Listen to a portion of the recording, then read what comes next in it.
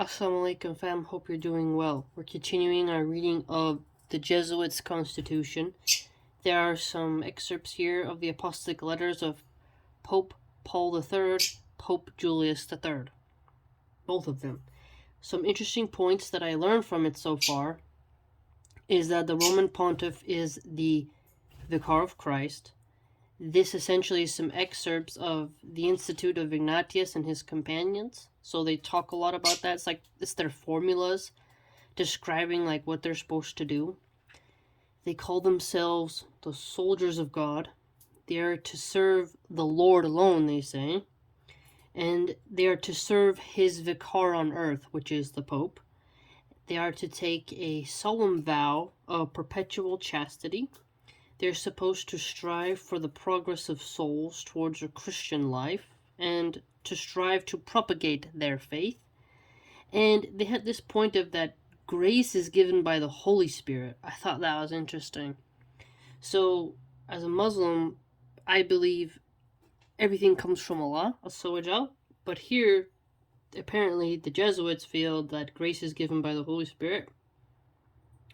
For us, that would be shirk, but for them, they're different. Okay, and also they have to take a vow of poverty and a vow of obedience and to strive for the defense of the faith. So essentially, it's obedience to God, but it's also obedience to the Pope. So I found that interesting. They also use the word infidel. So if the Pope sends you to a place where there's infidels, you have to go. You can't argue. You have to obey. And that you have to be faithfully obedient, right? You cannot change your mind. You gotta do it. You have to obey their commands at once. And so they have a point here of someone should ponder long and hard before taking their vow to join the order.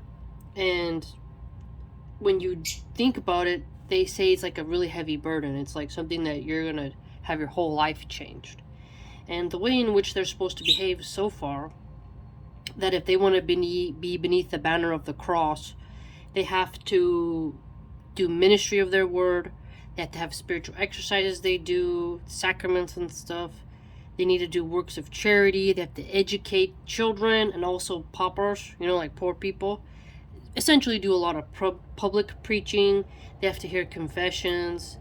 And they cannot charge money and they cannot receive a salary. So that ties into the poverty part. And so they have to constantly be campaigning for God under the Pope, aka Roman Pontiffs. They cannot stop doing that. So far, this is some things that I've learned. It's really interesting, their language, because you begin to see what is it like, when this is established. There's a lot of Jesuit schools today.